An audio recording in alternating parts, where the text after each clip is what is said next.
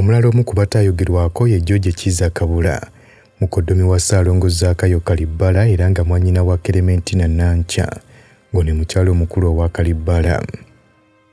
George Kiza Kabula yazaalibwa Paulo Mitala Mayanja mu 1938. Mu 1963 yatandika okubeera ne mwannyina Nancha, wabula nga bwe yakula yafuna amaka mu kitundu eky'Entenjeru mu ssaza ly'e Kyaggwe. Kabula ajjukira ebiseera by'e Kawumu ng'akola bizinensi ne Kalibbala. Ono yategeeza nti ng'atuuse e Kawumu yasanga Kalibbala alina pikipiki ekika kya Bantam, era ng'eno yagirina nga tannaba kubeera ng'agula mmotoka ekika kya Fiat Salon gye yateranga okwevugamu ne mukoddomi we, era oluvannyuma ng'agikozesanga n'okusaabaza abantu. Ebiseera we yabeerera ne Kalibbala beenyigira mu busuubuzi bw'emmwanyi, nga bano baali bannakibiina ki East Mengo Growers Union era nga baaguzanga ab'ekyuma kya Namunkekera Coffee Factory emmwanyi. Emmwanyi za kase baazitundanga mu Bugoloobi Coffee Factory nga baziyisiza mu kibiina ky'obwegassi ekya East Mengo Growers Union. Kabula ategeeza nti yasombanga ensawo z'emmwanyi za kibooko wakati w'ensawo 89 era n'ajjuza loole, ate ng'era zonna zaalinga zirimiddwa Kalibbala. Ono yali mulimi wa mmwanyi omututumufu mu kitundu ekya Bulemeezi era ng'erinnya lye limanyikiddwa wonna. Kabula oluvannyuma yavaawo e Kawumu n'agenda e Kampala mu 1965 ne yeegatta n'ekitongole kya poliisi ya Uganda, ng'ono yali ddereeva. Wabula n'eno yavaayo okusobola okubeera ng'afuna omulimu mu kibiina ky'abeegasse ekya West Mengo Growers Union era ng'eno yagendayo nga ddereeva.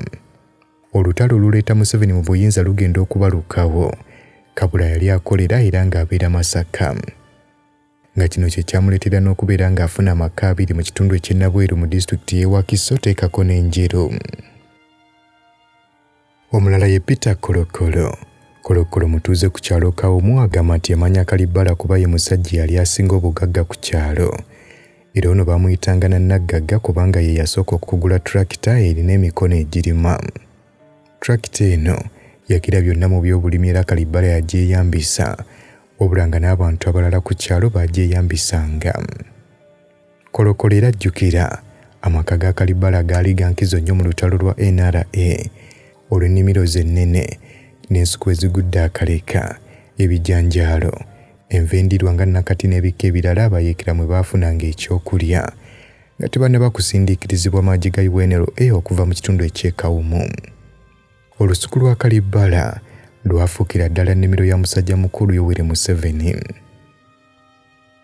Kolokolo yakola emirimu egy'enjawulo mu NRA ng'okuzuula ebifo ebyekusifu we basobola okubeera nga beekweka, era Kolokolo ajjukira bulungi nti Museveni bwe yalagira okukyusa enkambi okugijja e Kawumu okugizza mu kibira ky'ekitema Masanga, kubanga ekifo kino yali atandise okukyekengera, nti abayeekera baatambula mugongo ku mugongo ne bakama baabwe mu kibira ekikutte okubeera nga bagenda mu kifo ekipya eky'ekitema Masanga. Kolokolo annyonnyola nti yaweebwa obuvunaanyizibwa bwa mirundi 2, omwali okukola nga puliida n'okulabirira abawala 6 n'abalenzi okuva mu masomero ga siniya ogeza ng'erya Katikamu Secondary School ne Masulita Secondary School. Kino kyaliwo mu kiseera ekyaddukadduka, nti kyokka abaana bano tebaali balwanyi era nga abawala 6 baalina okukola obwambega mu Kampala era nga bano babapangisiriza ziikalina mwe baabeeranga. Abawala bano kaalaala baalina omulimu ogw'enjawulo gwe baali balina okukola nga gwali gwa kusikiriza abaduumizi b'abajaasi ba UNLA. Bano baali batendekeddwa obukodyo obw'enjawulo bwe baali balina okukozesa okuggya ebyama mu bakkomanda bano ku bikwekweto bye baali bateekateeka ng'okukola.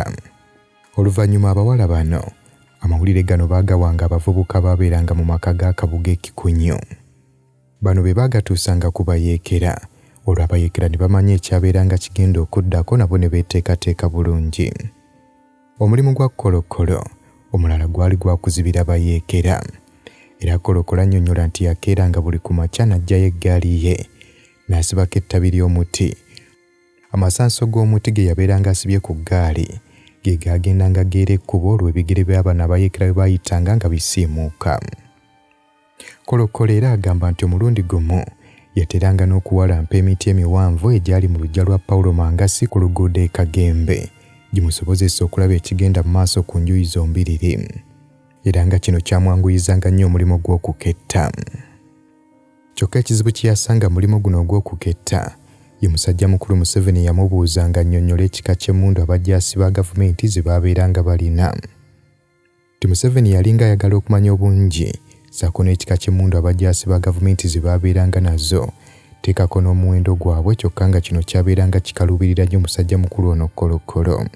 Wabula Kolokolo ye teyakanyanga okutegeeza Museveni webale kunyumirwa byafaayo naye okimanyi nti buvunaanyizibwa bwaffe okulwanyisa omusujja gw'ensiri nga tusula mu butimba, naye jjukira nti waliwo ensiri ezituluma nga tetunnaba kwebaka, n'olwekyo ezo zeewale nga weesiiga Ropa Free Mosquito Repellent. Tewali nsiri ejja kuluma. Ropa Free Mosquito Repellent ojja kumusanga mu pharmacies nga Africa ewandegeya, Spring ne Kamkeya ku Wilson Road ne Mega Supermarkets opposite Old Tax Park ne Garden City. Kujjukiza nti gwatera okutambula n'ogendako mu Eastern Region oba mu Mbale, kozesa Hilltop View Hotel. Pereza yaabwe ya mulembe ate nga tebakolagana na mwenge. Billahi minash shaitani rajim. Bismillahir rahmanir rahim. Assalamu alaikum wa rahmatullahi wa barakatuhu. Nze Haji Kabogoza omusomi w'edduwa ntereeza ensonga z'amaka ebyenfuna n'endwadde ezitategeerekeka. Haji Kabogoza omusomi w'edduwa nsiŋŋaanibwa Ekitigoma ku Lwejjinja. Bw'obanga otuuse Ekitigoma mu ttawuni ku siteegi osobola okuba ku nnamba z'essimu ezo z'olaba zitambula. Gwe wenna ali ewala oyinza okuyita ku mukutu gwaffe ogwa WhatsApp ku layini eyo eya MTN obudde bwonna mbeerako. Wabula Kolokolo ye teyakanyanga okutegeeza Museveni nti abajaasi baalabye embutuufu bo bangi nnyo, nti kyabanga kyangu okubalaba mu bbanga eddene naye ng'ate kyabeeranga kizibu okumanya omuwendo gwabwe yadde ekika ky'emmundu kye baabeeranga balina, olw'ensonga nti musajja mukulu ono Kolokolo yali tamanyi bika bya mmundu. Nga bali essingo, Kolokolo n'abayeekera abamu baagwa mu bajaasi era bangi ne bagendera ku bisago eby'amaanyi ddala. Kolokolo agamba nti omulangira Jjuuko wa Lugembe eyali omukubi wa pokopoko ng'olutalo yaluyingirira mu kitundu ekya Kitema Masanga yabategeeza nti abo bonna abatalina bisago baddeyo eka ne bakyala baabwe teekako n'abaana kubanga yalina okutya nti abantu batuuse okufa enjala. Kino kyali bwe kiti olw'ensonga nti mu kitundu eky'essingo tewaali mmere wadde ekintu kyonna abantu kye balina okubeerako okuyimirizaawo obulamu bwabwe. Peter Kolokolo kyava agamba mukyala we okubeera ngadde ewaka n'abaana era n'amulagira nti bw'aba atuuseyo ne wabeerawo amubuuza bbaawe gy'ali abategeeze nti yafiira mu lutalo. Kolokolo bw'atyo yasalawo kubeera ng'asigala essingo, ng'eyasalawo kubeera ng'asigalayo n'omuvubuka eyali takyawuliziganya na baaluganda be oluvannyuma lw'okusaasaana mu lutalo nga tayinza kukkiriza ono okubeera ng'amuleka mabega. Kolokolo wabula ky'atamanya nti mukyala we teyasobola kubeera ng'atuuka kawumu, nti mukyala we be yali atambula nabo baamuleka emabega mu kkubo kubanga yali ayina abaana bangi be yali atambudde nabo nga bali banne balaba ali mu kubalwisa. Bw'atyo omukyala wa Kolokolo yakomekereza abudamye mu maka g'omukadde omu ku kyalo ekitibwa Katwe Kanjiri. Oluvannyuma ennyo nga Kolokolo asengukidde ekabulamuliro lwakitegeera nti mukyala we tatuukanga waka. Abooluganda abaali bamunoonya okwali muwala we Nalumansi ne muganda we omulala eyali abeera mu Kampala ew'omumyuka wa Ssaabadduumizi wa Uganda Letitia Mukasa Kikonyogo be baamuwa amawulire gano ag'okubeera nti mukyala we yali tatuukanga kawumu. Ekibiina kya Red Cross mu kiseera kino nakyo kyali kitandise okusengula abantu mu bifo ebitali bimu nga babateeka mu bifo emmundu gye yali teri mu kusekera. Nti aba Red Cross bano baagwa ku mukyala wa Kolokolo ne bamubuuza obanga alina owooluganda yenna mu Kampala. Nti omukyala ono yabagamba nti ddala mbutuufu alinayo owooluganda ayitibwa Joseph Ndugga mu Ndeeba, wabula yagattako n'abategeeza nti tayinza kubeera ng'alinnya mmotoka kugenda Kampala kubanga alina ebintu bye by'atayinza kubeera ng'aleka mabega. Olwo aba Red Cross baamuwuliriza wabula ne bamutegeeza nti yeeteeketeeke lwe banaabeera bakomyewo omulundi oguddako bagenda kumunona. Tiwabula ekyennako oluseregende lw'emmotoka za Red Cross baaluzinduukiriza era nga tebaasobola kukomawo mulundi mulala nga bwe baali basuubizza.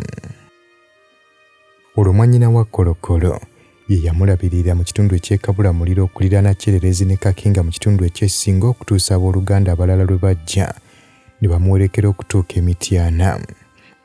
nti eno bamutwala ku poliisi okwewandiisa okufuna ebbaluwa emutambuza okutuuka e Kampala.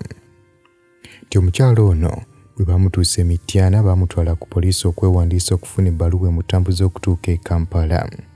Tikyali kya bulabe nnyo ebiseera ebyo omuntu yenna okutambula n'ayita ku roadblock nga talina bbaluwa ya poliisi.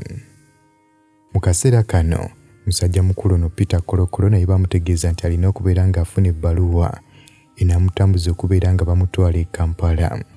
Era bano bategeeza poliisi nga Kolokolo ono bwe bali mu kumutwala e Kampala okubanga afuna obujjanjabi.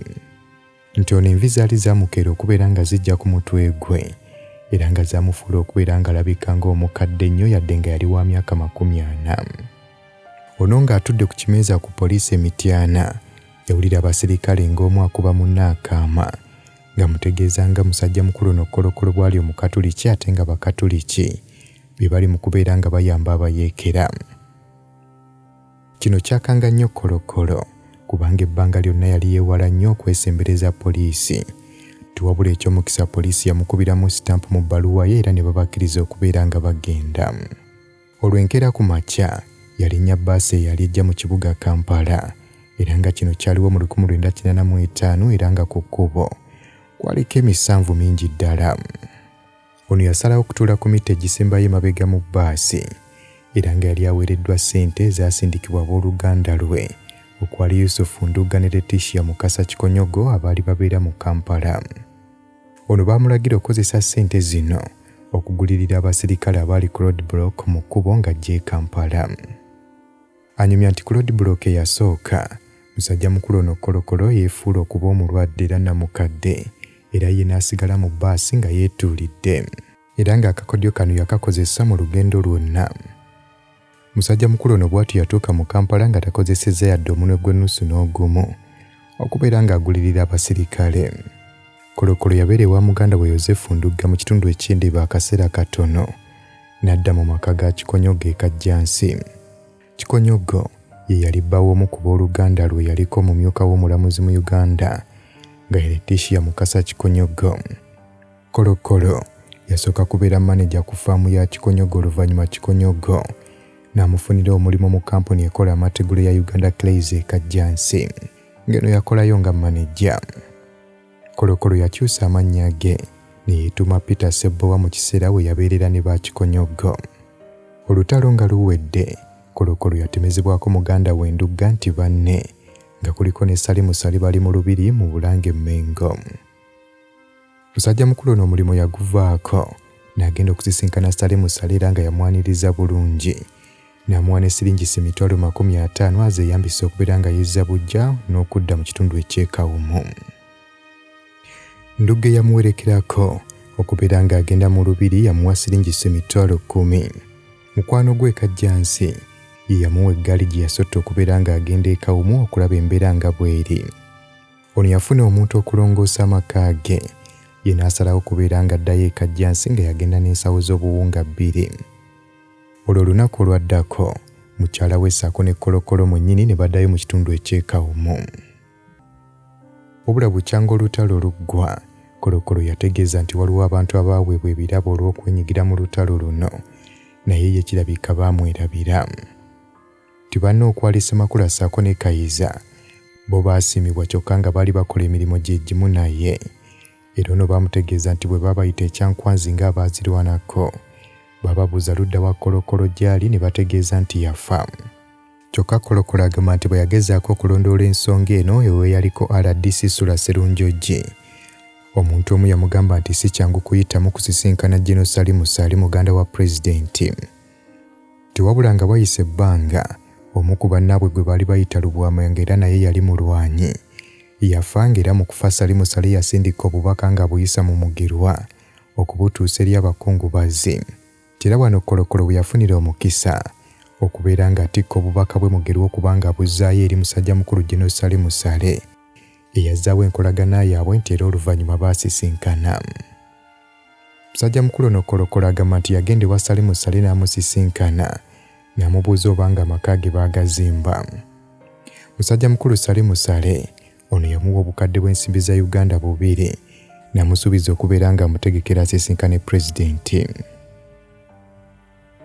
era Kolokola ajjukira bulungi engeri embeera gye yabayisaamu naddala mu kaseera ak'okufuna ebyokulya mu biseera nga bakyali mu nsiko. Ono agamba baabagabanyaamu ebibinja okugenda okunoonya muwogo, lumonde, amayuuni, amatooke ssaako n'ebirala. Wabula abantu ba bulijjo okubeera nga bakuuma emmere yaabwe abayeekera obutagibba. Abantu b'okukyala ebiti bya muwogo baabitemanga olwo muwogo n'asigala ng'ali mu ttaka. Wabula n'abayeekera akakodyo kano baali baakagwamu era nga bafuba okulaba nga ebiti ebisigadde mu ttaka babikuulayo ne baggyako muwogo oyo. Era kuno baatwalirangako amatooke g'abatuuze, lumonde, amayuuni teekako n'ebintu ebirala. Era bino byonna babikolanga mu budde obw'ekiro nga tebalina yadde ettaala. Ono agamba nti tebaalinanga yadde ettooki, wabula oluusi ebiseera ebimu nannyini emmere yavangayo n'abeera ng'ajja okusisinkana abaali babbanga emmere ye olwo era ne bubeefuka. Wabula okusaka emmere tekwali muvaawo mpitewo mungi nnyo kubanga abantu b'okukyala abasinga obungi baali tebabalinaako buzibu. Nti abayeekera bano okusinga amatooke baagajjenga mu kitundu ekyakasejjere, muwogo ng'ava kirya nnyonza, ate Lwamata nga basinga kuggyayo lumonde ssaako n'amayuuni. Kyokka okusomozebwa kwe baasanganga kwalinga kwa kulinnya lusozi Kanziira nga luno lwabakaluubirizanga nnyo.